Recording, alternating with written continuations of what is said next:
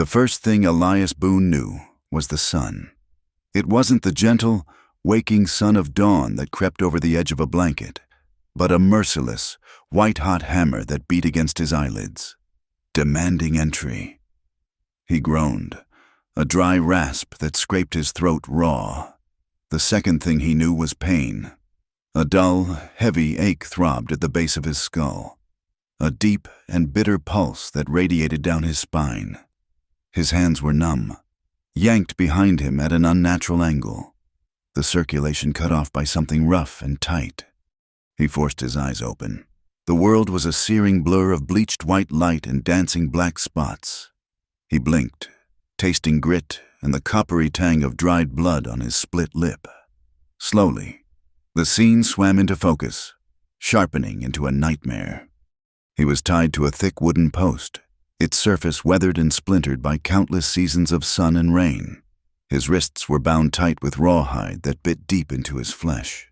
He was in the center of an Apache settlement, a clearing of hard-packed dirt surrounded by a silent circle of hide lodges, and around him, forming another circle, were the people. Dozens of them, warriors with stony faces and dark, unblinking eyes that seemed to look straight through him.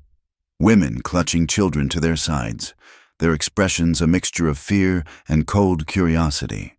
Elders whose faces were maps of deep-set lines, each one a story he would never know. They were utterly still, a gallery of living statues carved from the very rock and dust of the territory. Their silence was heavier than any shout, a solid wall of judgment that pressed in on him, stealing the air from his lungs. The heat radiated off the ground in shimmering waves, making the motionless figures waver, as if they were spirits born of the midday glare. He tried to piece it together. The memory was a shattered pot, the fragments scattered. He remembered the creek, yes, the cool, clear water whispering over smooth stones. His horse, Bess, had been drinking, her muzzle deep in the stream, the sound of her slurping a peaceful rhythm in the quiet afternoon. He dismounted, knelt by the water's edge to splash his face, the relief of it, the sudden coolness against his sunburnt skin. And then, nothing. A void, a crushing blackness that had swallowed the world whole, leaving only the ghost of a soundless impact and the lingering taste of blood. Now this, a public spectacle. He was the main attraction, the condemned man in a play he hadn't known he was a part of. He tested the bonds, a futile gesture. The rawhide didn't give an inch. It was tied with an expert's knot, meant to hold. Panic, cold and sharp, tried to claw its way up his throat, but he swallowed it down. Panic was a luxury he couldn't afford. It was a fool's game, and he had a feeling the stakes here were too high for foolishness. The flap of the largest lodge was pushed aside, and a man emerged, stepping into the punishing sunlight. The silent crowd stirred, a collective, subtle shift of weight, a quiet intake of breath. This was the man they had been waiting for. He was old, his hair a shock of iron gray against his dark, weathered skin. A long, faded scar ran from his left temple down across his cheek, pulling one side of his mouth into a permanent, stern line. He wore no elaborate headdress, no grand display of rank, but his authority was as plain as the mountains on the horizon. It was in the way he walked, slow and deliberate. It was in the way every eye in the clearing fixed upon him, unwavering. This was Chieftain Tanato. His eyes, dark and deep-set beneath a heavy brow, scanned the circle of his people before finally landing on Elias. They were old eyes, filled with a wisdom that felt ancient and a weariness that spoke of immense burdens. They held no fire, no visible anger, just a profound and unsettling stillness. It was the gaze of a man who had seen too much of the world's treachery to be surprised by anything. He looked at Elias not as a man, but as a problem to be solved, a knot to be untangled.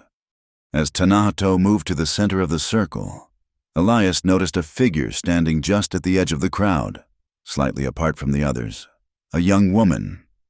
She was tall and slender, her black hair tied back in a simple leather cord. She wore a plain doeskin dress, unadorned except for a few beads at the collar, while the others watched Elias with open condemnation or detached curiosity. Her gaze was different. It was intense, analytical. Her dark eyes, so like the chieftain's, seemed to be measuring him, weighing him. There was a quiet intelligence in her face, a stillness that mirrored her father's but held a different quality, not the weariness of age, but the careful patience of a hunter. This was Ayelin, the chieftain's daughter, and her expression held a secret he couldn't begin to decipher. Tanato stopped a few feet from Elias. He didn't speak immediately, letting the silence stretch, letting the weight of the moment settle on everyone present. When his voice finally came, it wasn't loud, but it carried across the clearing with the resonance of a drumbeat, each word clear and heavy. 3 treaty rifles are gone, he said, his English clipped and formal, learned from necessity rather than choice, stolen from the place of keeping. A low murmur rippled through the crowd, a dangerous sound like the growl of a cornered animal. Treaty rifles. Elias's blood ran cold. These weren't just any guns. They were symbols, sacred objects given by the government years ago as a promise of peace, a pact between 2 worlds. To steal them was not just theft. It was a violation, an act of war. It was spitting on a promise held sacred by Tanato's people. Tanato raised a hand, and the murmuring died instantly. He gestured to a warrior, who stepped forward holding a small, crumpled piece of paper between his thumb and forefinger as if it were a venomous snake. This was found near the storehouse. Tanato continued, his gaze locking onto Elias. It carries your name.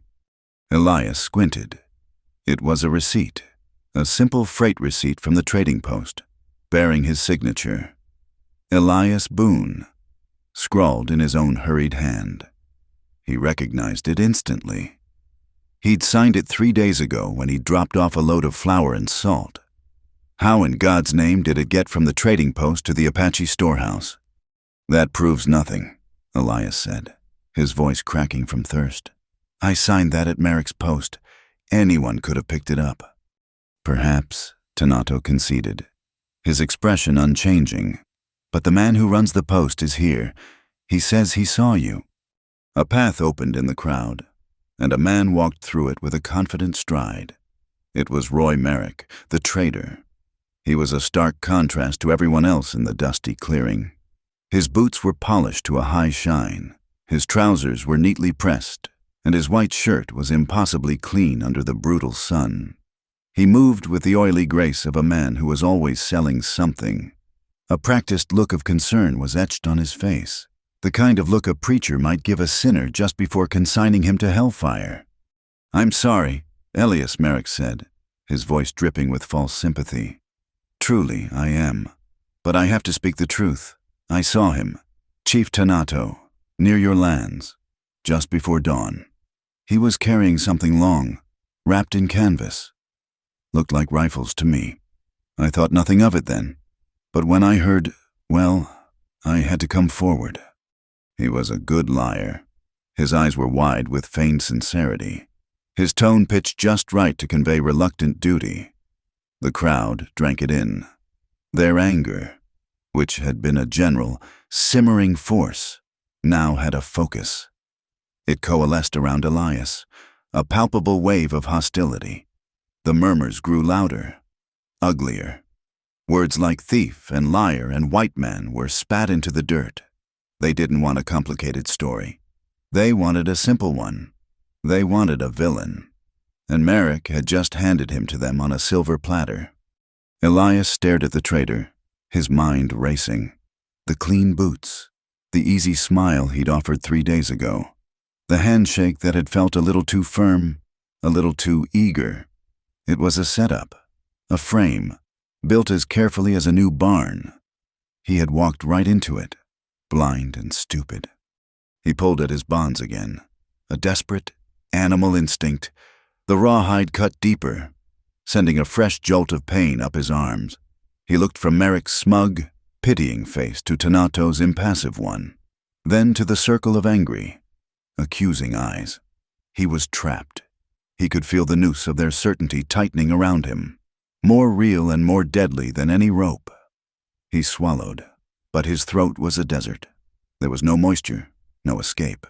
He was a lone man against a tide of belief, and he knew with a certainty that chilled him to the bone that the truth wouldn't be enough to save him. 3 days ago, the world had made sense. It was a simple, hard sense, but it was reliable. The sun rose in the east, the dust rose from the trail, and a man's sweat earned him his bread. Elias Boone's world was the width of his wagon bed and the length of the road ahead. He was a freighter, a man who moved the small, necessary pieces of civilization from one desperate outpost to another. His companions were his 2 sturdy mules, Cain and Abel, and the rhythmic creak and groan of the wagon was the only music he needed. He had been hauling a mixed-load 100-pound sacks of flour that dusted everything in a fine white powder, blocks of salt that looked like rough-hewn marble, crates of Sheffield knives, and a precious barrel of whiskey for the rough men who worked the lonely claims in the foothills.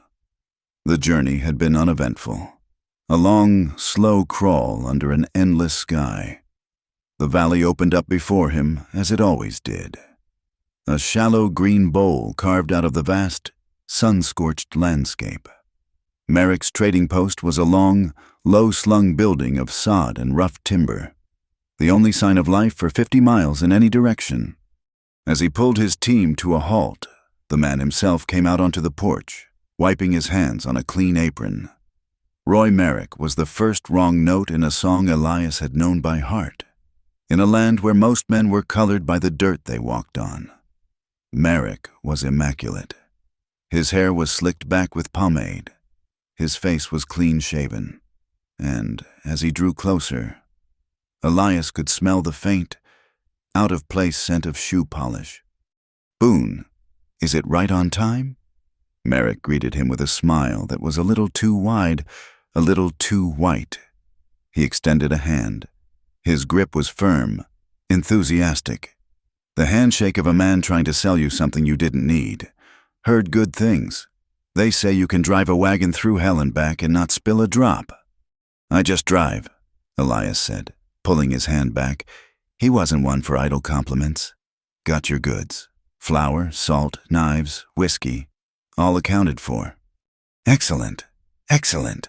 Merrick clapped his hands together. "Bring her around back. The boys will help you unload." As the dusty sacks and heavy crates were moved from his wagon to Merrick's storeroom, Elias overheard talk among the handful of prospectors and drifters loitering on the porch. The words were a low buzz, but the meaning was clear silver. A rich vein, they said, had been struck on the eastern slope of the valley, land that bordered the Apache territory. The news had traveled fast, a fever spreading through the sparse population of the frontier. Land that had been worth nothing but the trouble it took to cross it was now being eyed with a hungry gleam. Greed was in the air, thick and potent, a scent that always promised trouble. Merrick joined him as he tallied the delivery in his worn leather-bound ledger. "Seems you're the talk of the town." "My friend," the trader said, leaning against a post. "Silver fever's a powerful thing, makes men crazy." "Just brings out what's already there," Elias grunted, not looking up from his figures. He made a final check, signed off on the delivery, and tore out the receipt. He handed it to Merrick, who folded it neatly and tucked it into his vest pocket. That was the last Elias saw of it. His business was concluded.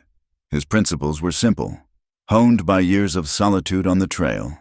He delivered his cargo as promised, took his pay, and avoided entanglements. He wasn't a man for bunkhouse gossip or saloon brawls.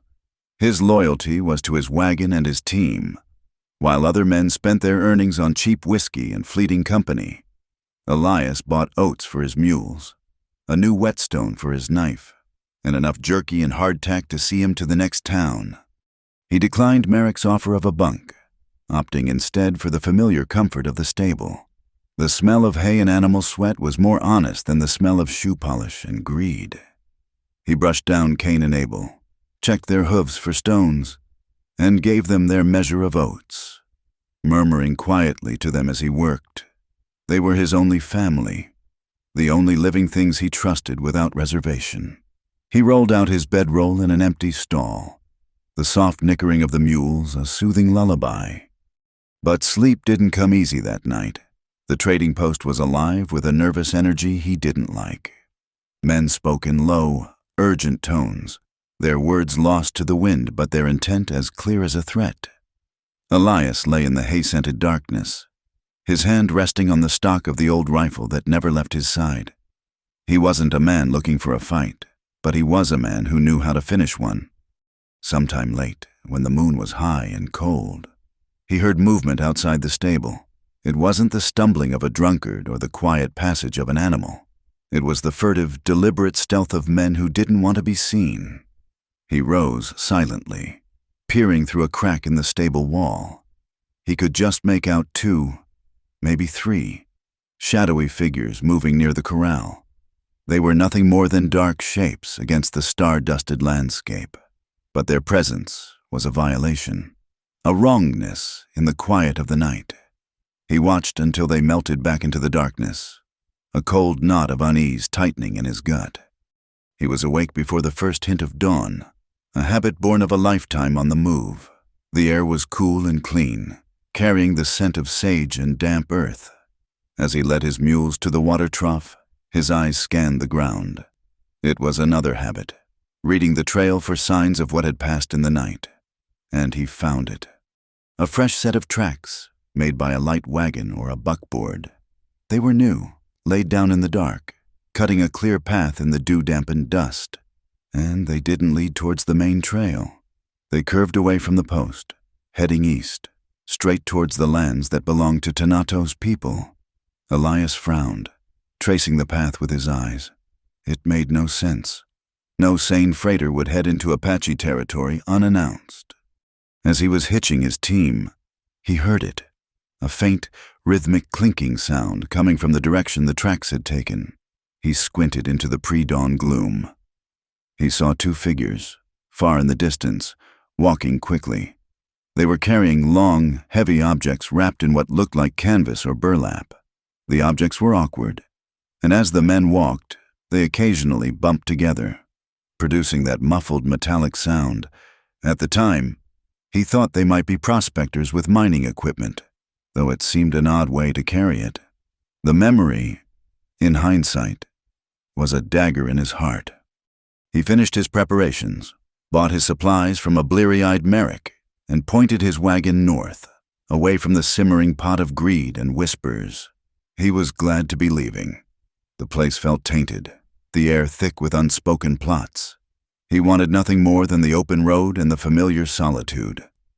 For a day and a half, the feeling of unease began to fade, replaced by the simple, monotonous rhythm of the trail. The sun beat down, the wheels turned. The horizon remained stubbornly distant. It was the life he knew, the life he had chosen. Late the next afternoon, he reached the creek, the very same one that haunted the edges of his memory. The water was a lifeline, a ribbon of silver in the parched brown land. Bess, his horse he rode alongside the wagon, was thirsty. He pulled the team to a halt, the mules sighing with relief. He dismounted and led Bess to the water's edge, her eagerness a familiar comfort. He knelt beside her, scooping the cold, clear water into his hands and splashing it on his face and the back of his neck. The heat of the day seemed to dissolve in that single, shocking moment of cold. It was a moment of peace, of pure, simple existence. He never heard the footsteps. He never saw the shadow that fell over him. There was only a sudden, whistling sound in the air behind him, a sound he had only a fraction of a second to register before the world exploded. A colossal, crushing weight slammed into the base of his skull, a force as final and absolute as a falling mountain. There was a flash of white-hot agony, a brief, silent scream in his mind, and then nothing. The peaceful sound of the gurgling creek, the warmth of the sun, the solid feel of the earth beneath his knees, it all vanished, swallowed by a thick, suffocating blackness that had no beginning and no end. Waking up, tied to that post in the center of the Apache village, was a different kind of violence. It was a slow, dawning horror, the realization that while he had been lost in that silent darkness, a new world had been built around him. A stage had been set, the parts had been cast, and he had been assigned the role of the villain. The play had already begun, and he didn't even know his lines. And at the edge of the unmoving crowd, Eileen watched him. Her face was a mask of calm, but her eyes were alive, missing nothing. She saw the confusion in his expression, the flicker of remembered pain. She saw the way his gaze fell on Roy Merrick, the dawning comprehension of betrayal. She watched it all, her stillness a stark contrast to the rising anger of her people. She was not part of the mob. She was an observer, a judge in her own right, and she was waiting, counting the beats of the long, terrible silence, listening for the precise moment when a single voice might be enough to turn the tide. The sun was a merciless judge. It beat down on the hard-packed earth, baking the air until it shimmered, creating a silent, oppressive courtroom without walls. Tanato stood before Elias, the silence stretching taut. He began to speak, his voice low and resonant, in the flowing, guttural cadence of his native tongue. The words were incomprehensible to Elias, but their meaning was carried in the solemn rhythm, in the stony faces of the warriors who listened, their expressions hardening with every syllable. It was a formal recitation of a crime, an indictment delivered according to laws far older than any written on paper. When he finished, he paused, letting the weight of his language settle into the dust. Then, his dark eyes fixed on Elias, he switched to English. The words were stark, stripped of all grace, each one a hammer blow. You came to our lands, a guest. You took what was not yours. You broke the trust between our peoples. You stole the rifles of the covenant. He did not raise his voice. He didn't need to.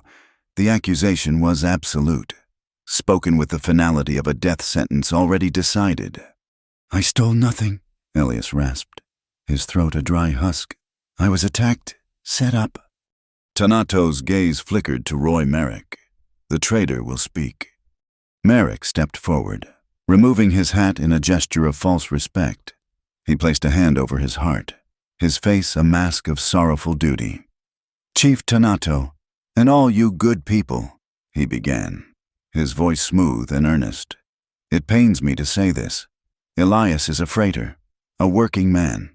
Like many of us, I bear him no ill will, but what I saw, I must report.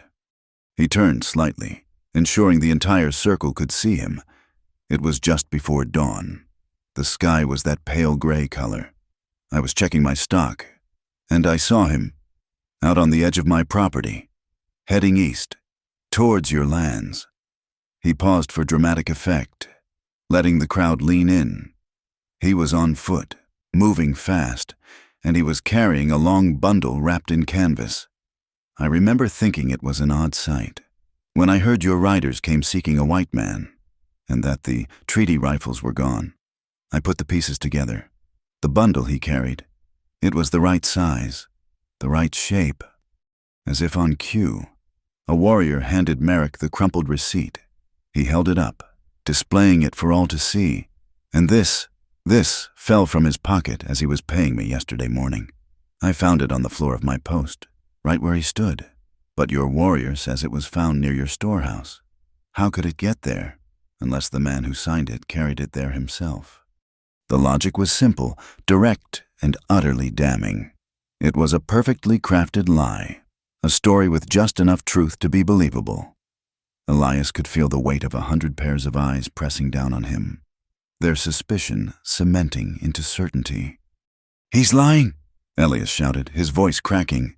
The words sounded weak, desperate, even to his own ears. Check the creek, the one a day's ride north of here. I was attacked there yesterday afternoon. Knocked out cold. Whoever did it took my horse and wagon and brought me here. There has to be a sign, a scuffle, something. Tanato considered this for a moment. His expression was unreadable. A stone tablet carved by years of impassive leadership. He gave a short, sharp command in his own language. 2 young, lean warriors immediately detached themselves from the circle and sprinted towards the corral. Within moments, they were mounted on wiry ponies, galloping north out of the camp, their figures quickly shrinking in the shimmering heat. An uneasy silence fell over the clearing. The crowd waited, their anger held in check but simmering just beneath the surface. Merrick stood with his head bowed, the picture of a man burdened by an unpleasant truth. Elias strained against his bonds, the rawhide biting into his raw flesh. Hope was a fragile, flickering ember in his chest. If they found any sign of a struggle, any evidence of what really happened, he might have a chance. The wait was not long, far too short. The 2 warriors reappeared on the horizon, their ponies eating up the ground at a relentless pace. They rode back into the center of the clearing, their faces grim, and dismounted before their chief. One of them spoke, his words short and clipped. Tanato translated, his voice flat, betraying no emotion. They searched the creek. The ground is hard, dry. There are the tracks of your horse, where she drank. There are your footprints. There are no other marks. No sign of a fight. Nothing. The last ember of hope in Elias's chest was extinguished. A collective growl rose from the crowd. The judgment was now unanimous. They had given him his chance, and the land itself had proven him a liar. The trap was perfect. His attackers had been professionals, leaving no trace, knowing the hard-baked earth of the plains would keep their secrets. It's a lie. He's the one Elias's desperation boiled over into rage. He fixed his eyes on the clean, polished trader. Search his wagon. If I'm the thief, where are my stolen goods? They aren't in my wagon, because I don't have it. Searches. A few of the Apache looked surprised by the outburst. The accusation was bold. A cornered man lashing out. Merrick, however, simply raised his eyebrows and then smiled. It was a calm, patronizing smile, the kind a man gives to a hysterical child. My wagon, he said, his voice full of amused pity. He spread his hands wide in a gesture of complete openness. By all means, please, search it. I have nothing to hide. Perhaps you'll find the flour and salt he delivered to me. Feel free to check my ledgers as well. His confidence was absolute. It was the masterstroke of his plan. He was so willing, so open, that the very idea of his guilt seemed absurd. But Tanato, a man who left no stone unturned, gave another curt nod. The warriors moved towards the buckboard wagon parked near Merrick's horse at the edge of the clearing. It was as neat and tidy as its owner. The canvas cover securely tied down. They untied the ropes and threw back the flap. The crowd watched, a tense anticipation hanging in the air. The first things they pulled out were sacks of grain, a crate of tinned goods, and several bolts of colorful cloth, all ordinary merchandise for a trader. Elias's heart sank. This was it, the final nail in his coffin. Merrick had played him perfectly. Then one of the warriors grunted. He reached deep into the front of the wagon bed, under a pile of folded blankets. When his hands emerged, he was holding a long, heavy bundle wrapped in greasy oilcloth. He laid it carefully on the ground. A second warrior reached into the same spot and pulled out another, identical bundle, and then a third. A hush fell over the clearing. It was a profound, deathly silence, the intake of a collective breath. The warrior knelt, his hands fumbling for a moment with the ties on the first bundle. He unwrapped the oilcloth. The rifle gleamed in the merciless sun. It was a beautiful weapon, its wooden stock dark and rich, its long steel barrel intricately engraved. A treaty rifle. There was no mistaking it. The warrior unwrapped the other two. They lay there in the dust, 3 identical symbols of a broken promise, gleaming with fresh oil. The silence shattered. A roar of pure, undiluted rage erupted from the crowd. It was not a human sound. It was the voice of a people betrayed, a deep, primal scream of fury and pain that seemed to shake the very air. Men surged forward, their hands reaching for the knives and hatchets at their belts. The women clutched their children, their faces contorted with a mixture of fear and hatred. Tanato's voice cut through the din, sharp and powerful as a rifle shot. The crowd fell silent, their rage still vibrating in the air. The chieftain walked over to the rifles, looking down at them. He did not look at Merrick.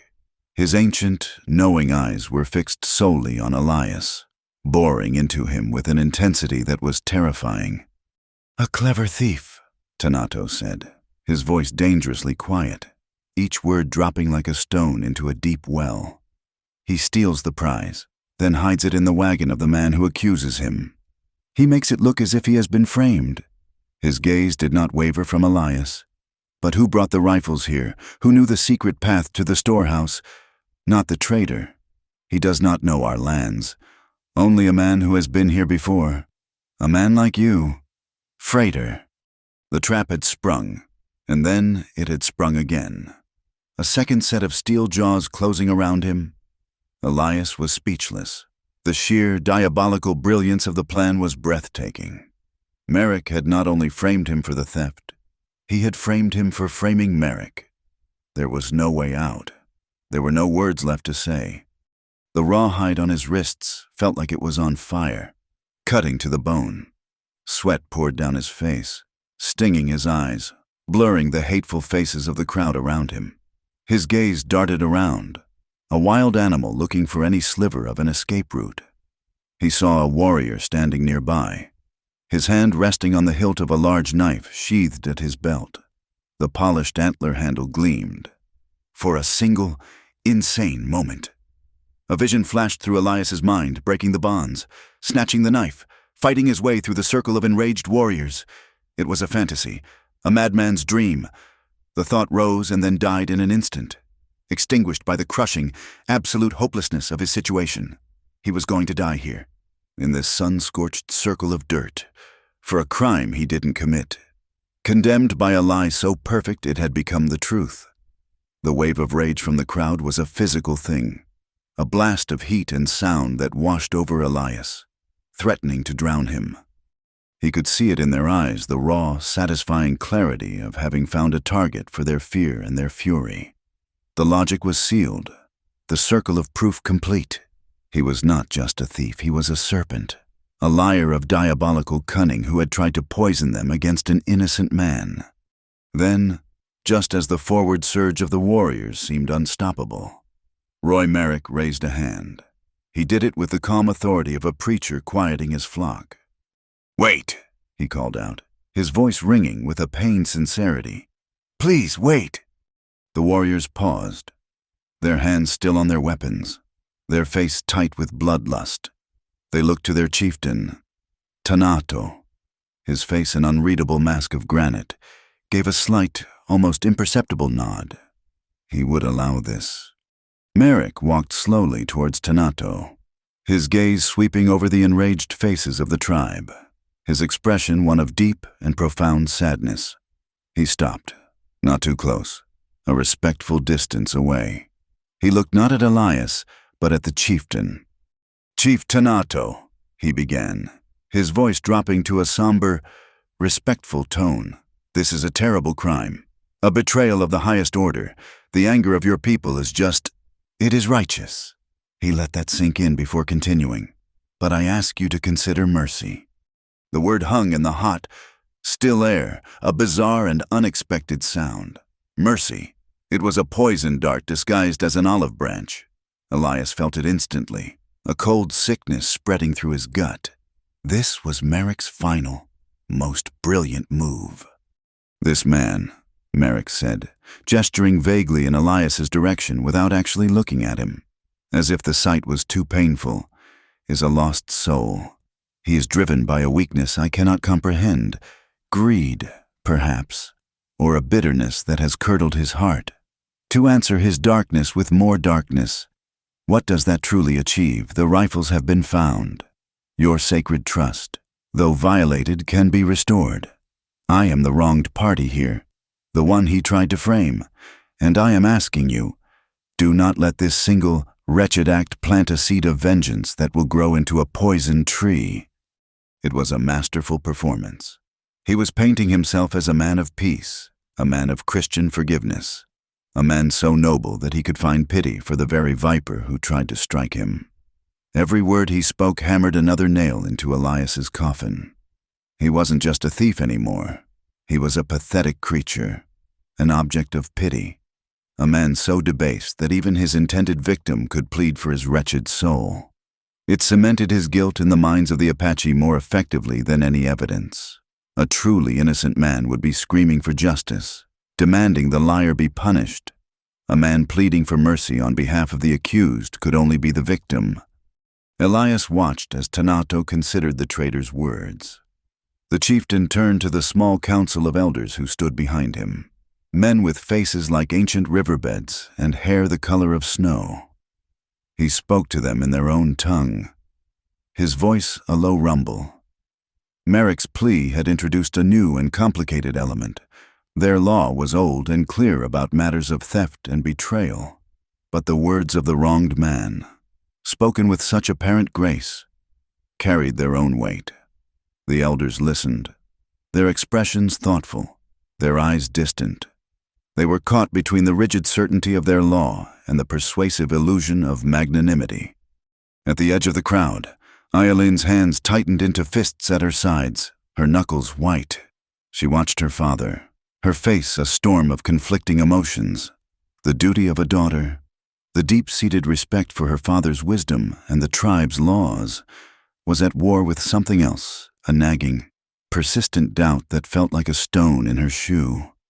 She had seen the freighter's eyes when he was first brought in. They held confusion and pain, not guilt. And she had seen Roy Merrick's eyes. They were the eyes of a man playing a game, confident of the outcome. The conflict was a physical torment inside her, a silent scream trapped behind a wall of filial piety. Elias, too, was watching Merrick, and he saw what no one else did. He saw the lie not in the traitor's words, but in his body. Merrick stood with his weight evenly distributed, his shoulders relaxed, his hands clasped loosely before him. He was a portrait of calm composure, an innocent man, having just discovered 3 stolen treaty rifles in his wagon, would be in shock. He would be outraged, sputtering, pointing, his body thrumming with adrenaline and disbelief. He would be sweating, his eyes wide, his voice shaking with fury. Roy Merrick was as calm as a man watching a sunset. He wasn't surprised. He wasn't shocked. He was merely an actor on a stage, waiting for the applause. It was the profound, unnatural stillness of a predator that knows its prey is already dead. The low conference between Tanato and the elders ended. There were slow, deliberate nods. Each nod was a final, heavy sound, like a stone being dropped into the black water of a deep well, the ripples spreading outward, sealing Elias's fate. Tanato turned back, his decision made. His gaze fell upon Elias, and this time it held the cold, impersonal finality of the executioner. One of the warriors standing near the chieftain, a tall man with a jagged scar on his forearm, slowly drew his knife. The sound of the steel scraping against the leather of the sheath was unnervingly loud in the tense silence. It was not a threat. It was a preparation. The sentence was about to be passed, and the instrument of its execution was being made ready. The world seemed to shrink for Elias, constricting to the circle of hard-packed dirt, the post at his back, and the glint of sun on that polished steel blade. The heat and the silence merged into a single, suffocating entity. It was a second verdict, delivered by the land itself. The sun was the burning eye of God, and the silence was his judgment. There was no escape from it. "Justice!" Elias croaked, the word tearing at his raw throat. It was a last, desperate appeal to a concept he no longer believed existed. Tanato's eyes narrowed slightly. "Justice," he repeated, the word sounding alien in his mouth. "Justice is the preservation of our people. Justice is the upholding of our laws. Justice is the swift removal of a poison before it can spread. Your justice is a word. Ours is a shield." In that moment, Elias understood. He was asking for a truth they could not afford to see, to doubt the evidence now, to question the perfect narrative laid before them, would be to admit a weakness, to show a crack in their sovereignty that men like Merrick would exploit 100 times over. Punishing him, the outsider, the white man, was the safest path. It was the only path that restored order and reaffirmed their strength. His life was a small price to pay for the security of the tribe. A sudden gust of wind swirled through the clearing, kicking up a veil of dust and grit that momentarily obscured the scene. It was a hot, dry wind, a whisper from the desert itself. It passed as quickly as it came, and when the dust settled, the world seemed to have fallen into an even deeper, more absolute silence. The moment had arrived. Every eye was on Tanato, waiting for the final word, the signal that would end it all. And then, a movement. It was small, almost hesitant, but in the rigid tableau of the courtroom, it was as shocking as a gunshot. Ayalin took a single step forward, leaving the relative anonymity of the crowd, placing herself in the open space between her people and the center of the circle. Her father did not turn his head. He did not look at her. He simply raised his left hand, a subtle, commanding gesture. Stop. Ayalin froze mid-stride. She obeyed the silent command of her chieftain, the unspoken law between father and daughter. She stopped, but she did not retreat. She stood there, poised on the balls of her feet, a silent, defiant statue caught between two worlds. Her head was held high, and her dark eyes, fixed on her father's back, did not blink. They burned with an intensity that seemed to challenge the silence, to question the verdict, to hold the entire terrible moment in a fragile, unwavering gaze. The warrior's knife was a sliver of captured sunlight, a promise of swift and final judgment. The world for Elias Boone had shrunk to the burning heat on his skin, the bite of the rawhide on his wrists, and the cold certainty of his own death. He had closed his eyes, not in prayer, but in a last, defiant refusal to give his executioners the satisfaction of seeing his fear. He waited for the final command from Tanato, the word that would release the blade and send him into darkness. But the word did not come. Instead, there was a ripple in the fabric of the scene, a disturbance in the suffocating stillness. Elias opened his eyes. Ayalin was moving. She did not run or shout. She simply stepped out from the line of her people, her movement as fluid and inexorable as water finding its level. She broke the sacred circle of judgment, a transgression so profound that a collective gasp went through the crowd. She walked past the grim-faced warriors, past the council of elders, and did not stop until she stood in the dead space between her father and the condemned man. She placed herself directly in the path of the sentence, a living shield made of little more than doeskin and bone. Tanato's face, which had been a mask of implacable justice, tightened. A flicker of something complex and painful crossed his features, the clash of the chieftain and the father. His voice, when it came, was low, a rumbling command meant for her ears alone. Go back to your place, daughter. She did not move. She did not even seem to breathe. Her back was to Elias, but he could feel the rigid strength in her spine. She stood her ground, a single, unmovable stone against the tide of her father's will. Her disobedience was silent, absolute, and more powerful than any shouted defiance. It held the entire tribe in a state of suspended animation. The warrior with the knife froze, his hand hovering over the hilt, his eyes locked on his chief, awaiting a new command. Then, with a slow, deliberate grace that drew every eye, Ayalin turned, but she did not turn to Elias to offer a plea or a word of comfort. She did not turn to her father to argue or beg. She turned to face Roy Merrick. She fixed him with her gaze, a look so direct and penetrating it seemed to strip away the man's fine clothes and polished demeanor, leaving only the raw substance of him exposed to the brutal sun. Merrick, who had been basking in the warm glow of his victory, felt the chill of her attention. His condescending smile faltered, replaced by a flicker of confusion. then annoyance. He stood a little straighter, as if to reassert his dominance over the scene. Ayalin took one more step, closing the distance between them. The clearing was so quiet that Elias could hear the whisper of her moccasins in the dust. She raised her chin, her dark eyes holding the trader's captive. When she spoke, her voice was not loud, but it was as clear and sharp as splintered stone, and it carried to every corner of the silent circle. She spoke 4 simple words in his own language, a judgment delivered not by a chieftain's law, but by the unimpeachable power of a single witness. "I saw you do it." The words fell into the silence and vanished, leaving behind a void, a vacuum that sucked the air from every lung. For one heartbeat, nothing happened. The world was a painting, every figure frozen in place. For a second heartbeat, confusion warred with disbelief on the faces of the tribe. For a third, a terrible, profound stillness descended, a silence so complete it felt like the end of the world. No one breathed, no one moved. The sun beat down. A fly buzzed lazily past Elias's ear, the sound as loud as a gunshot. In that crushing silence, Roy Merrick's face, his perfect mask of calm sincerity, cracked. It was not a dramatic shattering, but a series of tiny, almost imperceptible fissures. A muscle in his jaw twitched violently.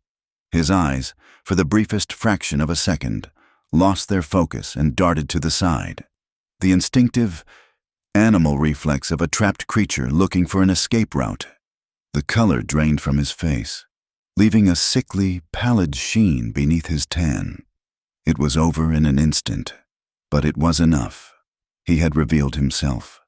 The lie, so carefully constructed, had been undone by 4 simple words and a girl who refused to look away. Tanato saw it. He had been watching the trader with an ancient, predatory stillness, and he saw the crack in the facade. He saw the flicker of guilt, the flash of pure, calculating panic in the trader's eyes. The truth struck the old chief with the force of a physical blow. The betrayal was not from the freighter. It was from this smooth-talking man with the clean shirt and the forked tongue. The anger that rose in Tanato was a different kind of anger than what he had felt before. It was not the hot, righteous fury of a leader defending his people. It was a cold, deep, and terrible rage. The anger of a man who has been made a fool, whose trust has been used as a weapon against him, and whose people had been brought to the brink of a fatal error. He moved with a speed that defied his age. In 2 long strides, he was in front of Merrick. He did not speak. He reached out and seized the trader's arm. His grip was like a steel trap, his weathered fingers digging into the clean fabric of Merrick's shirt and the soft flesh beneath. Merrick flinched, a gasp of pain escaping his lips. His composure dissolved completely, replaced by a stark, naked fear.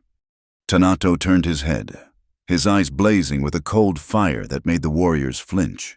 He barked a single, guttural command. The effect was electric. The warriors, who had been moving towards Merrick's wagon to simply put the rifles back, now turned with a new, savage purpose. "Search it again," Tanato commanded, his voice a low growl that promised retribution. "Every board, every nail, tear it apart." The warriors fell upon the buckboard like wolves on a kill. They were no longer conducting a search. They were performing a dissection. Sacks of grain were ripped open, their contents pouring onto the dusty ground. Bolts of cloth were unrolled and thrown aside. Crates were splintered, their contents scattered. Merrick struggled in Tanato's grip, his face a mask of desperation. "There's nothing there. You've already looked. This is madness." But no one was listening. One of the warriors, a man with powerful shoulders, was examining the floorboards of the wagon bed. He tapped them with the handle of his knife, listening to the sound. One spot, near the front, sounded different, hollow. He jammed the point of his blade into the seam and pried. The wood groaned, then splintered, and a section of the floorboard popped up, revealing a shallow, hidden compartment beneath. A collective gasp went through the crowd. The warrior reached into the dark space and pulled out a heavy, oilskin pouch. It was tied shut with a leather thong, the knot sealed with a dollop of red wax bearing the imprint of a signet ring. It was not a trader's satchel. It was a dispatch case, the kind used by lawyers and government men. The warrior handed the pouch to Tanato. The old chief held it for a moment, his eyes burning into Merrick's. The trader had gone limp in his grasp, all the fight gone out of him. He was a snake that had been pinned, its back broken. The emotional landscape of the clearing had been violently redrawn. The arrow of collective fury, which had been aimed squarely at Elias's heart, now swung with terrifying speed and precision. The eyes of the tribe, which had held contempt and hatred for him, now fixed on Roy Merrick with a look of pure, unadulterated loathing. The low growl that had been directed at Elias was reborn as a furious, high-pitched snarl aimed at the trader. The deception was complete, the betrayal absolute. They had been led by the nose, their sacred laws and their righteous anger manipulated into a tool for this smiling liar. They had almost committed a monstrous injustice, and the shame of that realization fueled their rage into a white-hot inferno. The man tied to the post was no longer the villain. He was the first victim. The real enemy was standing in their midst, his clean shirt now a symbol of his deep and profound filth. Tanato's fingers, gnarled and powerful, broke the red wax seal with a dry snap that echoed in the unnatural quiet. The oilskin pouch felt heavy in his hand, weighted with more than just paper. Roy Merrick, held fast in the chieftain's grip, seemed to shrink, his body caving in on itself as if the breaking of the seal had broken his spine. The chieftain did not hurry. He drew out the contents with a deliberate, almost ceremonial slowness, each document a fresh piece of evidence in a trial that had suddenly, violently, reversed itself. The first paper he unfolded was a heavy, official-looking deed. At the bottom, next to a line for a signature, was a thumbprint, a dark, greasy smudge meant to be Tanato's own mark. One of the elders, a man whose eyes were clouded with age but saw more than most, leaned in. He peered at the thumbprint, then at Tanato's thumb. He spoke a single, sharp word in his native tongue.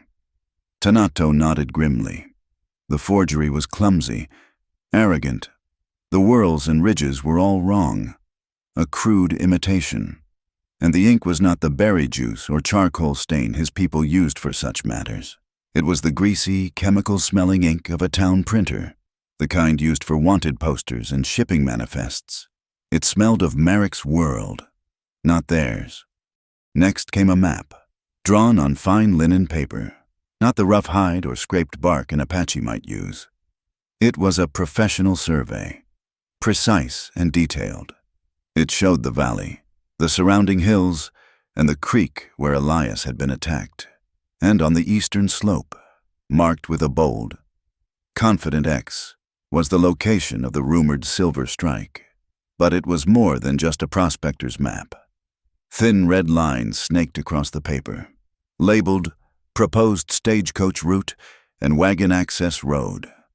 It was not the dream of a lone man with a pickaxe. It was the blueprint for an invasion. Beneath the map was a letter of credit from a bank Elias had never heard of, the Philadelphia Mercantile Trust. It promised a substantial sum of money to Mr. Roy Merrick upon his acquisition of title to the lands detailed in the attached survey. The money was from the East, from men in smoke-filled rooms who had never set foot in this country, who saw the land not as a home, but as a number in a ledger. Elias watched, his mind racing, the pieces of the puzzle clicking into place with a sickening clarity. The plot was as elegant as it was evil. A machine with interlocking gears designed to crush everything in its path. First, you create a crisis. You don't just attack the Apache. That would be a messy, unpredictable war. Instead, you steal the treaty rifles, an act of profound sacrilege. Second, you find a scapegoat, a perfect target, a lone freighter, a man with no family, no connections, a drifter who would not be missed. You plant evidence on him, a simple receipt, and then you use his own wagon to transport the stolen goods. Third, you orchestrate his capture and trial, You play the part of the honest witness, guiding the tribe's righteous anger towards your chosen victim. The freighter is executed.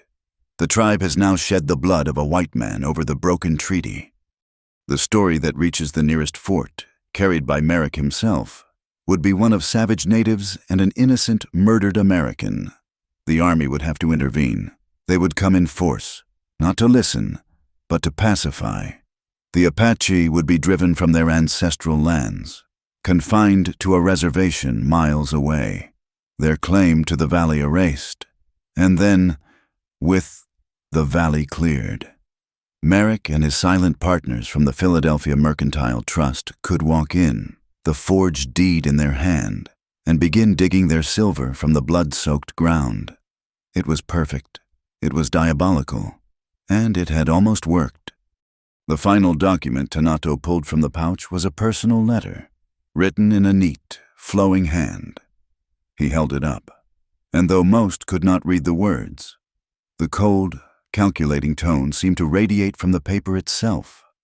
One of the younger men, who had attended a mission school, stepped forward and read it aloud, his voice faltering as he translated the clipped, business-like prose. It spoke of our mutual enterprise and the necessity of a swift resolution. It confirmed the receipt of the advanced funds and praised Merrick for his ingenuity in handling the local encumbrances. But it was the final line that made the blood run cold in the veins of everyone who heard it. The writer expressed his full confidence that Merrick would, by any means necessary, guarantee the valley is swept clean before the first frost. Swept clean. The words were sterile, devoid of emotion, the language of a man ordering the fumigation of a barn, not the destruction of a people. It was the language of a new kind of evil, one that hid its brutality behind the neat script of a business transaction. Roy Merrick said nothing. He stood silent in Tanato's grip, his head bowed, his face ashen. There were no more lies to tell, no more performances to give. His silence was a confession, a final, damning admission of guilt that was louder than any shout. He had gambled everything on a single, masterful deception, and he had lost. Tanato passed the papers to the elders. They were handled with a kind of horrified reverence, moving from one pair of trembling hands to the next, as each man read, or had the words read to him. Their faces underwent a terrible transformation. The shock and disbelief hardened into a cold, unforgiving fury. This was not merely a thief. This was an exterminator. This was a man who would have seen their children starve and their sacred places desecrated, all for a vein of shining rock and a pouch of money from men 1,000 miles away. When the last elder had seen the evidence, Tanato turned his full attention back to the trader. His voice, when he spoke, was no longer the voice of a judge weighing evidence. It was the voice of a leader pronouncing the doom of his people's mortal enemy. "You have done more than lie," Tanato said, his voice a low, lethal growl. "You have broken the covenant of peace. You have tried to turn brother against brother. You have tried to use our law to sharpen your own knife. You have brought the shadow of war to this valley, not with a rifle, but with a forked tongue." He did not need to pronounce a sentence. The crimes themselves were the sentence. He made a sharp gesture with his free hand. 2 warriors stepped forward and seized Merrick by the arms, their grips like iron. They wrenched him from the chieftain's grasp and forced him brutally to his knees. His fine, clean trousers were soiled in the dust, the same dust he had planned to soak with their blood. A small cloud of grit rose around him, like smoke from a fire just extinguished. From the edge of the circle, Ayalin let out a breath she hadn't realized she was holding. It came out as a ragged gasp, a release of tension so profound it almost buckled her knees. But even as relief washed over her, her instincts remained sharp. Her eyes were not on Merrick, the vanquished foe. They were scanning the line of trees at the edge of the clearing, the distant rocks, the places where shadows gathered. Merrick had partners, men with money and power. He might have had men nearby, watchers, waiting for a signal.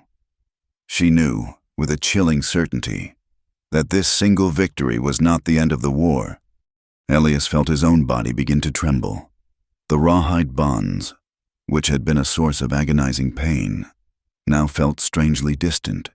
He looked down at his hands, at the raw, bleeding skin of his wrists. They were shaking uncontrollably. It wasn't from fear. The fear was gone, washed away by the tide of revelation. It was the aftershock, the body's delayed reaction to being pulled back from the very edge of the grave. It was the tremor of a profound, soul-shaking relief. Justice, a thing he thought had been utterly consumed by lies, had been dragged back into the light, and it hadn't been rescued by a rifle or a fist fight, but by the courage of a young woman who had dared to speak 4 simple words. His life had been saved by the one person in that entire circle who had chosen to see the truth instead of the convenient lie. The warriors holding Roy Merrick were poised, their knuckles white, their faces taut with a hatred that was almost holy. The crowd pressed in, a human tide ready to wash over the traitor and erase him from the earth. The air was thick with the promise of violence, a debt of blood about to be paid in full. Suddenly, a sound cut through the tense silence. It was a laugh, a dry, ragged, and utterly defiant cackle. Roy Merrick, on his knees in the dirt, threw his head back and laughed. It was a terrible sound, devoid of humor, filled with the bitter poison of a cornered rattlesnake. The warriors faltered, confused by this sudden, insane display. The crowd murmured, their certainty momentarily shaken. "You fools!" Merrick spat, his voice dripping with contempt. He looked up at Tanato, a sneer twisting his lips. "You ignorant savages! Do you really think killing me changes anything? Do you think this little drama in the dust is the end of it?" He laughed again, a harsh, grating sound. "The papers are already filed.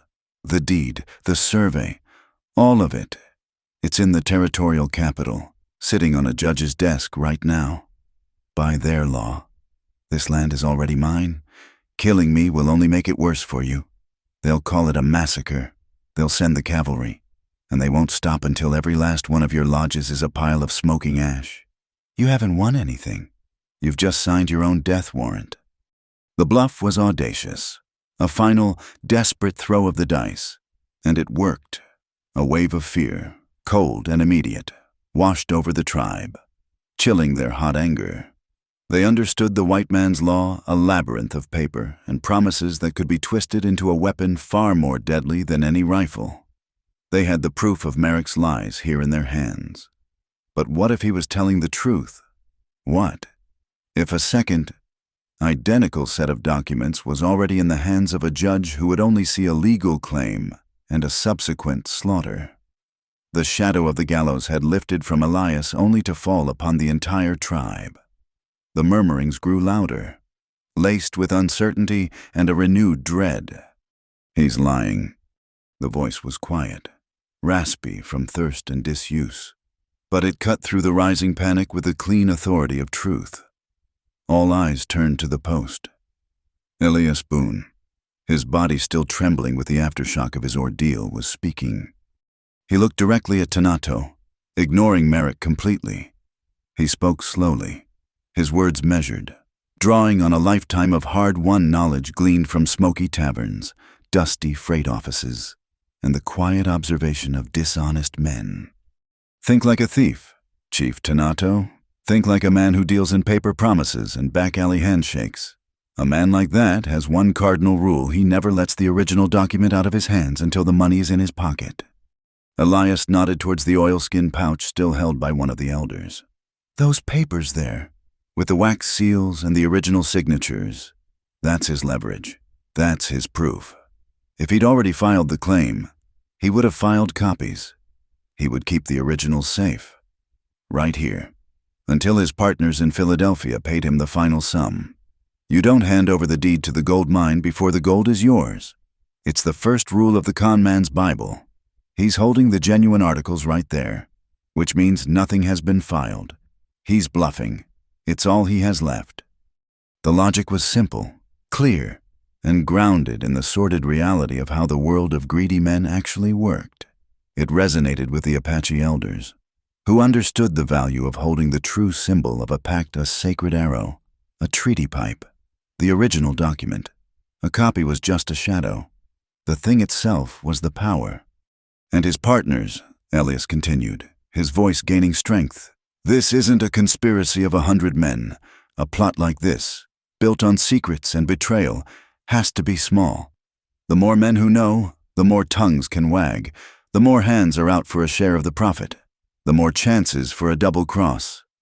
No, a man like Merrick works with 1 or 2 silent partners far away, and maybe 1 or 2 hired thugs to do the dirty work, men who can be paid off or disposed of. He's not the general of an army. He's a spider in the center of a very small web. Every head turned to watch Roy Merrick. Elias's words had stripped him of his last weapon, the fear of an unseen, powerful enemy. He was no longer the agent of an inexorable force, but a lone, defeated schemer. And in that moment, Merrick's eyes betrayed him. For just a fraction of a second, his gaze flickered away from Tanato, a desperate, sideways glance. It was the involuntary twitch of a liar whose bluff has been called the final, undeniable signal of defeat.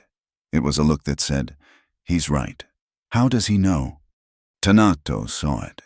His ancient eyes, honed by a lifetime of reading the subtle signs of nature and men, missed nothing. He had seen that same flicker in the eyes of a wolf deciding whether to fight or flee. He had seen it in the eyes of liars and traitors for 50 years. It was the truth, unmasked. He turned his head and gave a sharp, definitive command. Cut him loose.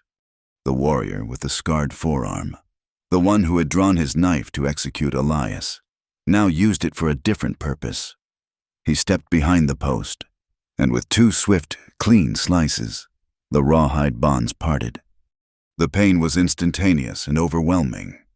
Blood, hot and tingling, surged back into Elias's hands and wrists. It was an agony of 1,000 stinging needles, a fire that shot up his arms. He gasped, stumbling forward as his legs, cramped and weak, threatened to buckle. He fell to his knees, cradling his hands. His head bowed as he fought against the dizzying, nauseating wave of returning life. He stayed there for a long moment, breathing deeply, letting the fire in his veins subside. Then, slowly, painfully, he pushed himself up. He got 1 foot under him, then the other, and straightened his body until he was standing tall. He stood on his own 2 feet, a free man, his clothes torn, his body bruised, but his spirit unbroken. He walked across the open ground until he stood directly in front of Roy Merrick, who was still held captive by the 2 warriors.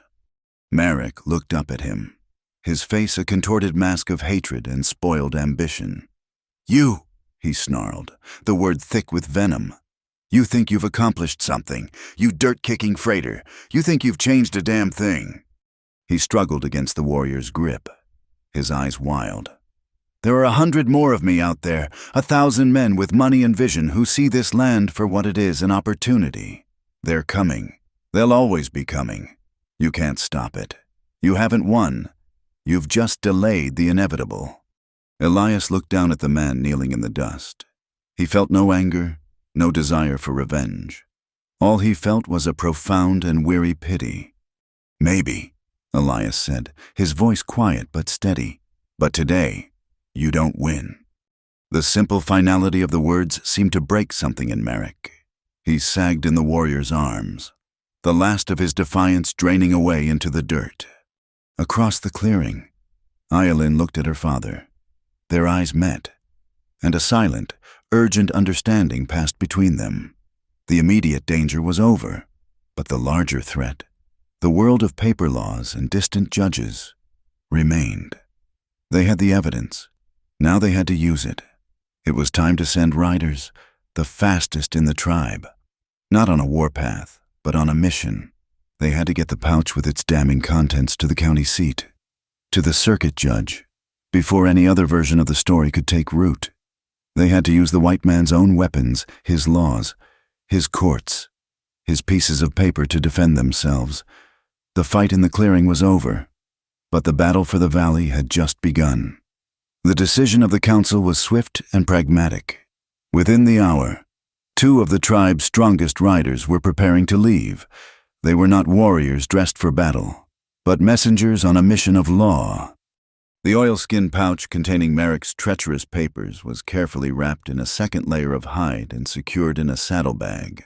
With it went a detailed account of the day's events, dictated by Tanato and transcribed by the young man from the mission school onto a clean sheet of paper, signed with the chieftain's true thumbprint. It was a formal deposition, a legal document intended for a judge's eyes. The two riders mounted their lean, powerful horses, gave a solemn nod to their chief, and spurred their mounts eastward, kicking up plumes of dust that glowed like blood in the setting sun. They rode not with the fury of vengeance, but with the cold urgency of men carrying a fragile truth through a world of lies. As for Roy Merrick himself, another debate had taken place among the elders. The younger warriors, their blood still hot with the sting of betrayal, had argued for a swift and final justice delivered by their own hands. But Tanato, his gaze fixed on the long-term survival of his people, had counseled a different path. To kill Merrick here, even with absolute justification, would be to hand his unseen partners the very weapon they sought, the narrative of a murdered white trader. It would be a pretext, an excuse for the soldiers to come, for the treaties to be declared void. "We will not use his tools," Tanato had declared, his voice resonating with the finality of law. "We will not answer his treachery with the blood he hoped to spill. We will give him to his own people. We will let their justice deal with him. We will show them that we honor the law, even when they do not." And so, Merrick was bound, not to a post to be executed, but to the wheel of his own wagon, a prisoner awaiting transport. His fine clothes were torn and covered in dust, his face a ruin of sullen defeat. He was a monument to his own failed ambition, guarded by the very men he had sought to destroy. As dusk began to bleed purple and orange across the vast sky, the camp transformed. The air of explosive confrontation gave way to a tense, watchful quiet. Fires were lit, not for celebration, but for visibility, their flickering light pushing back the encroaching shadows. The guard was doubled, with silent sentries taking up positions on the low ridges surrounding the settlement, their dark silhouettes stark against the fading light. They were not just watching their prisoner, they were watching the darkness beyond, searching for any sign of the hired thugs Elias had spoken of, for any hint that Merrick's web was larger than they knew. One of the warriors approached Elias, leading his horse, Bess, and carrying his saddlebags. They had found his wagon and team by the creek, untouched. The warrior handed him the reins and his worn leather money pouch. Elias's fingers fumbled as he took it, his hands still clumsy and swollen, the nerves screaming with pins and needles. He opened the pouch. His money was all there, a small thing, but it mattered. They had not treated him as a defeated enemy, but as a man who had been wronged. They had restored to him his life and his livelihood. He led Bess to a quiet spot near one of the smaller fires, away from the main gathering. The mare nudged him gently, her soft muzzle a familiar, comforting presence in a world that had been turned upside down. Elias sat on the ground, his back against a saddle, and began the slow, methodical work of checking his gear. His hands trembled, a frustrating lack of control that angered him. He took out his knife and began to carefully trim a frayed edge on a leather rein. It was a simple task, a piece of the ordinary world he could hold on to. He focused on the feel of the knife in his hand, the smell of the worn leather, the patient rhythm of the work, trying to stitch back together not just his equipment, but his own shattered composure. He was so engrossed in the task that he didn't hear her approach. He only knew she was there when a shadow fell over him. He looked up.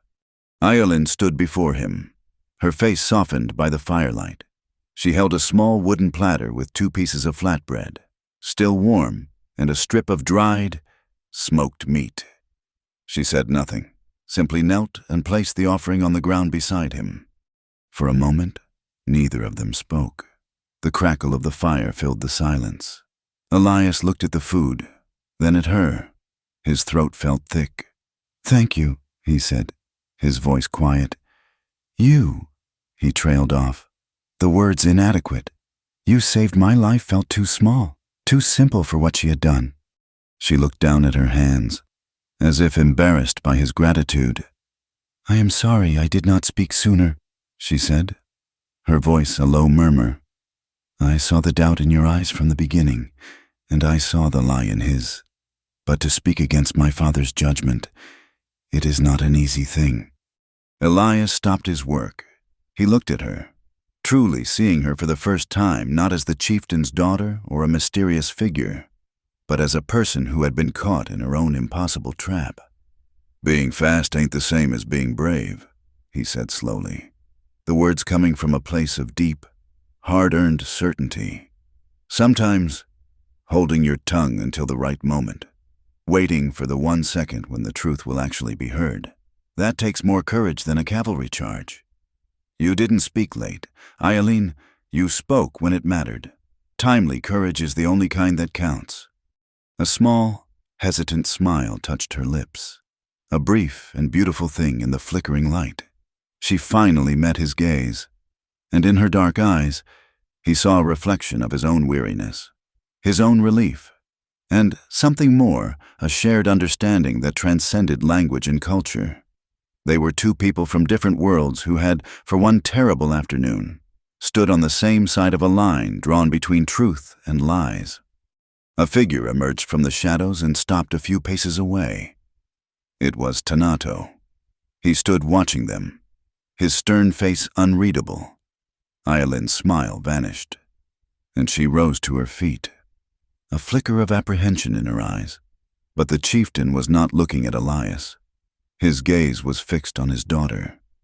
He looked at her for a long moment, and the hard lines of his face seemed to soften. He gave a single, slow nod, a gesture of profound, unspoken pride. It was an acknowledgement of her wisdom, her courage, a father's recognition that his child had proven herself to be a leader in her own right. Then, without a word, he turned and melted back into the night. Later, wrapped in his bedroll, Elias found sleep impossible.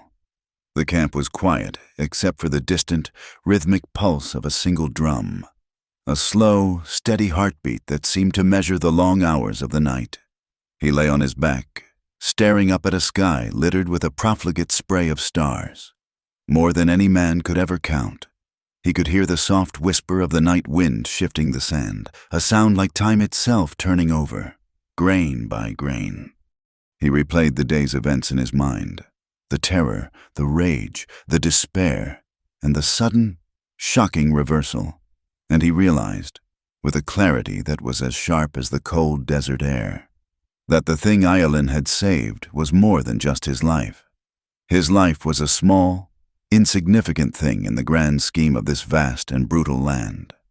What had been pulled back from the brink was something far more fragile and far more important, the thin, fraying thread of trust between two peoples. Merrick's plan had been to sever that thread completely, to replace it with a cycle of bloodshed and vengeance that would last for generations. And he had almost succeeded. Today, that thread had held, stretched to its breaking point but not snapped, thanks to 4 words spoken at the right time. A peace that was as precarious as a single candle flame in a high wind had been allowed to burn for another day. He finally drifted into a light, uneasy sleep, his mind still racing. Sometime in the deep, silent hours before dawn, he was startled awake by a sound, the dislodging of a small stone on the ridge above the camp. He sat up, his senses instantly on high alert. He scanned the dark line of the ridge, his eyes straining against the gloom. For a moment, he saw nothing. Then, a flicker of movement, a human silhouette, stark against the star-dusted sky, stood for a single, fleeting second before melting back into the rocks. It wasn't one of the Apache sentries. Their posts were elsewhere, their movements familiar. This was someone else, a watcher, an observer in the darkness. A cold dread settled in Elias's gut.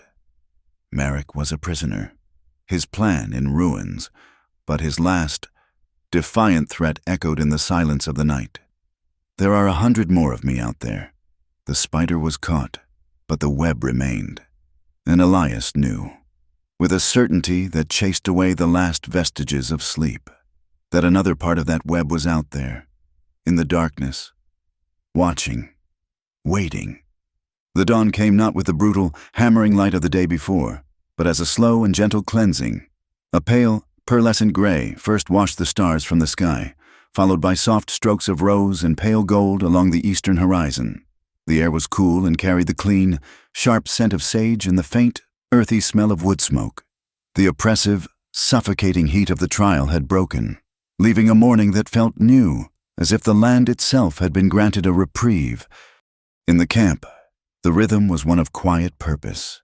The frantic energy of rage and the tense paralysis of fear had been replaced by a deliberate, focused industry. Near the main fire, the council of elders was gathered around the documents from Merrick's wagon. They were no longer just pieces of paper. They were artifacts, sacred objects representing a victory of truth over treachery. With the careful precision of men handling ancient relics, they organized the map, the letters, and the forged deed, preparing them for their long journey. The papers were slipped back into the oilskin pouch, which was then sewn shut inside a new, unmarked leather satchel, a vessel to carry their fragile justice into the white man's world.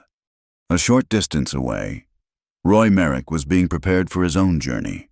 His hands were bound in front of him, the ropes tight and secure. The last vestiges of his arrogant confidence had evaporated with the night's chill. He was a hollowed-out man. His shoulders slumped, his eyes dull and empty. The fight had gone out of him, leaving only the bitter dregs of his failed ambition. But as the warriors pulled him to his feet, Elias, watching from a distance, saw a flicker in the trader's eyes. It was a brief, almost imperceptible spark of calculation, the look of a man who has lost the game but is still searching the board for one last, desperate move. His spirit was broken, but the cunning that had fueled his treachery was not entirely extinguished. He remained a danger, a coiled snake, even in defeat. Elias had already saddled Bess.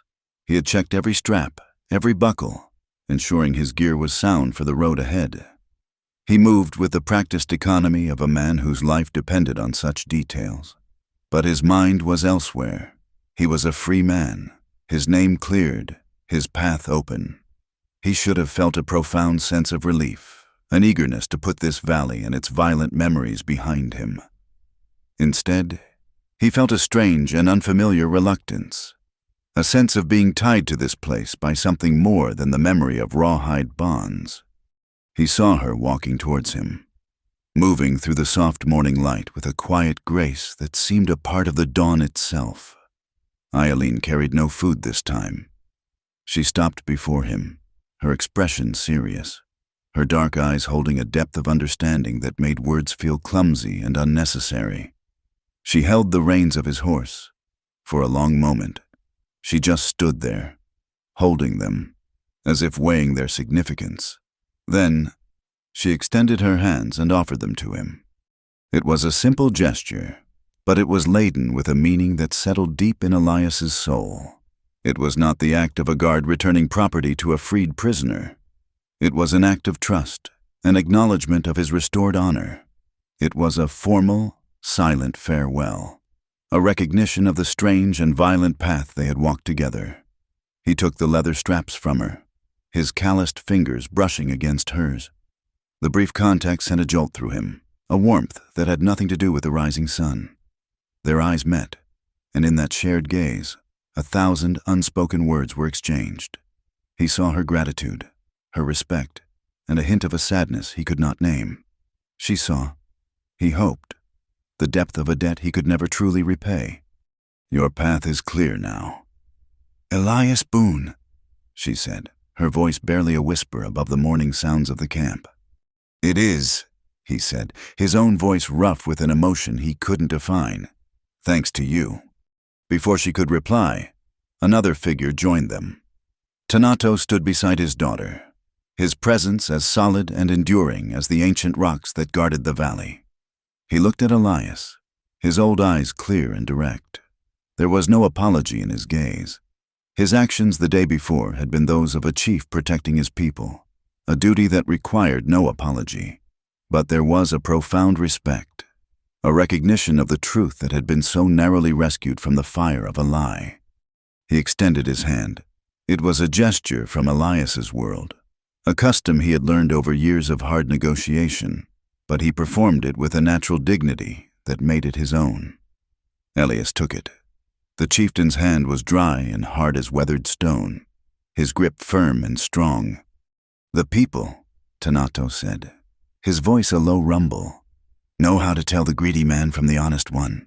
Sometimes the dust of lies can blind us, but the truth has a way of showing itself to those who are patient enough to look." He released Elias's hand. "You are an honest man, Elias Boone. You will always be welcome in this valley." It was the highest honor the old chief could bestow. Elias felt a lump form in his throat. He cleared it, his mind racing.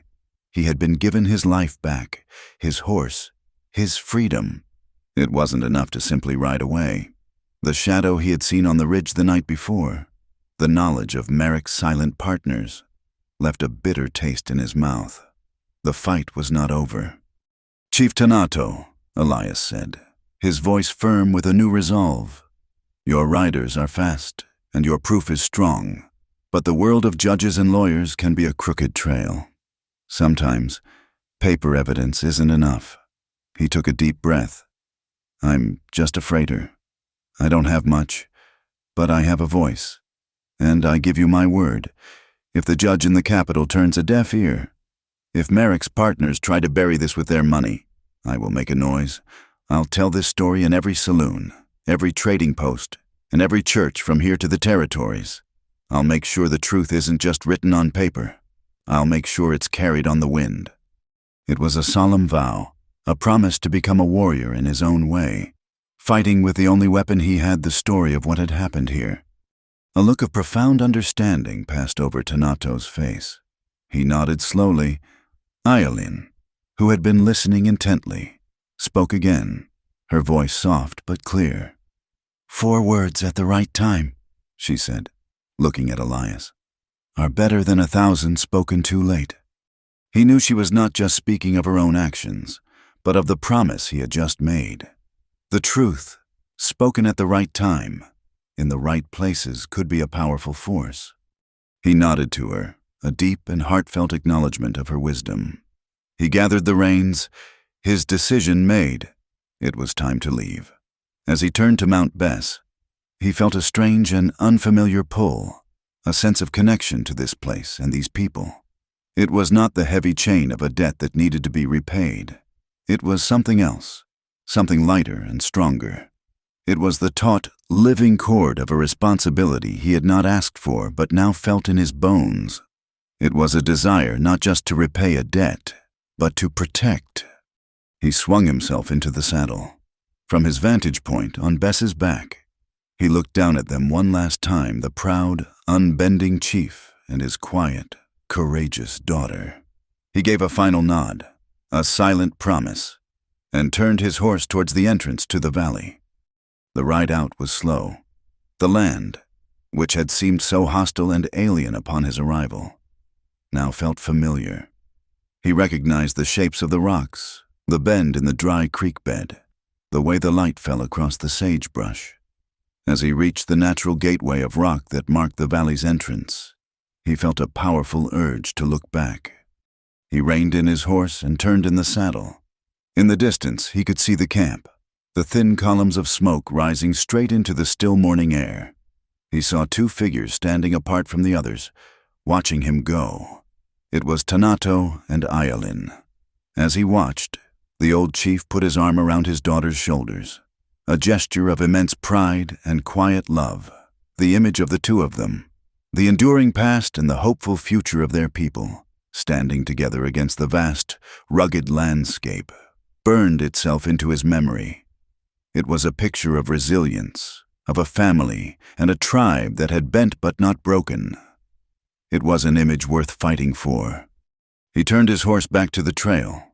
The dusty red road stretched out before him, a long, lonely path into the horizon. It was the same road he had traveled 1,000 times before, the road of the solitary freighter. But something had changed. The road was still calling his name, but for the first time in his life, he knew he had a place to come back to. The wind, his old and only companion, swirled around him, carrying the scent of wild sage and something else, something new, the hint of an unspoken promise, a destination that was not yet on any map. The news came back on the wind, carried by 2 riders who were more dust than men. They did not gallop into the camp with triumphant whoops, but trotted in on exhausted horses, their faces grim with the seriousness of their mission. They had found the circuit judge in a dusty county seat 2 days' ride away, a man who, against all of Elias's cynical expectations, had proven to be a man of the law. He had examined the papers from the oilskin pouch, his face growing harder with each document. He had read the sworn testimony signed with Tanato's thumbprint, and he had believed it. The law, that slow and ponderous beast, had begun to move. A territorial marshal had been dispatched. Roy Merrick was to be transported to the capital to stand trial not just for theft and conspiracy, but for the far more serious crime of inciting war with a sovereign people under a federal treaty. The victory was real, a solid thing that could be held and measured. A wave of quiet, profound relief washed through the Apache camp. The immediate threat had been caged. But greed is not a single man. It is a fever in the blood of the land itself. A week later, a different kind of rider was seen on the eastern ridge, a man with a spyglass and a surveyor's saddlebags, a man who took great care to remain unseen. He was not one of Merrick's men. He was new. The rumors of silver, once whispered, had become a siren song, and other men with money and ambition just like Merrick, were now turning their hungry eyes toward the valley. The spider had been removed, but the scent of the prize remained, drawing new predators to the web. Elias Boone did not leave. The open road, which had been his only home for so long, had lost its allure. He stayed, a man with a new and unspoken purpose. He took up residence in the small, dusty settlement that had grown up around the trading post, a collection of sod houses, a blacksmith's forge, and a ramshackle saloon. He didn't explain his reasons to anyone, but he became a fixture, a quiet man who watched and listened. He bought his supplies, cared for his team, and spent his evenings nursing a single beer in the corner of the saloon, his ears open to every conversation. He became a collector of whispers, a reader of signs. He started a new ledger, but instead of logging freight and payments, he logged the names of strangers, the brands on their horses, and the careless questions they asked about the easiest way to get into the Apache Valley. He knew that the law, even when just, was a distant and slow-moving force. The true defense of the valley would not happen in a courtroom 100 miles away, but right here, in the hearts and minds of the common people. He began to build a new kind of wall, not of stone or timber, but of truth. He started with the blacksmith, a barrel-chested man named Silas, whose hands were as honest as the steel he forged. Over the clang of the hammer, Elias told him the whole story, the stolen rifles, the frame, the forged deed, the courage of the chief's daughter. Silas, a man who respected strength and despised cheats, listened intently, his face darkening with anger. That evening, the story was retold to every man who came to have a horse shod or a wagon wheel repaired. Next, Elias sought out the traveling preacher, a gaunt, fiery-eyed man named Josiah, who believed the devil walked the earth in polished boots. Elias told him the story as a parable of deceit and righteousness, of a plot to spill innocent blood for the sake of earthly treasure. That Sunday, Josiah's sermon was not about the sins of Sodom and Gomorrah, but about the vipers in their own midst, the men who would use lies to set brother against brother. The story spread through the small congregation, carried home with the Bibles and the hymn books. He talked to the other freighters, men like himself who lived by their word and the strength of their teams. He told them the story as a cautionary tale, a warning that their own solitary lives could be turned into a weapon by men like Merrick. The freighters, who carried news as surely as they carried cargo, spread the tale at every lonely outpost and crossroads tavern. The truth began to move faster than the lies, a counterfire burning across the dry grass of rumor and speculation. The story of the greedy trader, the framed freighter, and the wise Apache chief who saw through the deception became the accepted version of events, a piece of local folklore that inoculated the community against future lies. Some nights, when the settlement was quiet and the stars were blazing in the vast, dark sky, Elias would sit by the light of a small lantern and write. His letters were short, factual, written in the simple, unadorned prose of his freight ledgers. He would give them to a young Apache boy who served as a silent go-between, a living link between his world and the valley. One such letter, written on a piece of foolscap, found its way to Ayalin as she sat by the main fire in her father's camp. The boy handed it to her and melted back into the shadows. She unfolded the paper, her dark eyes scanning the rough, blocky script under the dancing firelight. New tracks seen 2 miles east of the ridge, a heavy wagon, shod horses, not a prospector's rig. They made camp for one night and then turned back. They were looking. Be watchful. She folded the letter slowly, the paper warm from the fire. A long, thoughtful silence settled over her. She was no longer just a chief's daughter. She was a guardian, a sentinel. Her gaze drifted across the fire to where the warriors sat, their faces calm but their weapons always close at hand. She rested her own hand on the smooth, worn handle of the knife at her belt. A small, knowing smile touched the corners of her mouth, a look of grim satisfaction and shared resolve. She looked out into the darkness that surrounded the small circle of light, the vast, waiting wilderness. We watch over each other. Elias Boone, she whispered to the night. A week later, the territorial marshal arrived with a posse of grim-faced deputies. They loaded Roy Merrick, bound and shackled, into the back of a prison wagon. As they led him through the main street of the small settlement, he made one last, desperate attempt to salvage his plot. He was no longer the calm, calculating schemer, but a wild, cornered animal. "There are others," he screamed, his voice raw with desperation, his eyes scanning the faces of the silent onlookers. "This doesn't end with me. They're coming. They'll take it all. You'll see." But no one turned their head. The blacksmith continued to hammer at his forge, the rhythm of his work a steady, indifferent heartbeat. The preacher, standing on the porch of the general store, simply turned his back. The people had heard his lies before, and they had heard the truth that answered them. His words were now just the meaningless ranting of a defeated man. His power was gone. Elias watched the prison wagon rattle away, a cloud of dust rising in its wake, until it was just a small speck on the horizon. He felt no triumph, no elation. He felt only a quiet, bone-deep weariness, and a cold certainty that Merrick, in his own mad way, had been telling the truth. This wasn't over. It was only a pause. A brief, hard-won interlude in a war that would likely last the rest of his life. But as he stood there, watching the dust settle, he knew that something profound had shifted in the world. A battle had been won. A peace, however fragile, had been held, and it had all turned on the courage of one young woman. Justice, he was learning, wasn't the thunderclap of a Winchester or the grand pronouncements of a judge. It wasn't a force that descended from the heavens to right all wrongs. It was a quieter, more stubborn thing.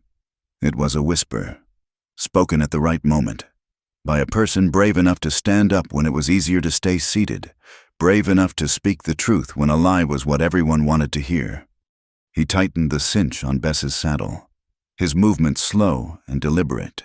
He knew that the dust would rise on the edge of the map again. New men would come, with new maps and new lies, but he would be here, watching, listening. And when that dust rose, he would not be riding away. He would be riding back, back to the valley, back to the place where a quiet girl and 4 simple words had been enough to hold back the wolves. I saw you do it. Thank you for listening to this story. I'd love to know where you're listening from, so please drop a comment below to say hello and share your thoughts. If you enjoyed this tale, please consider subscribing to the channel. Wild West Stories 1850 give this video a like, and support us by hitting the hype button. It helps more than you know, and ensures these stories can be heard by many more people.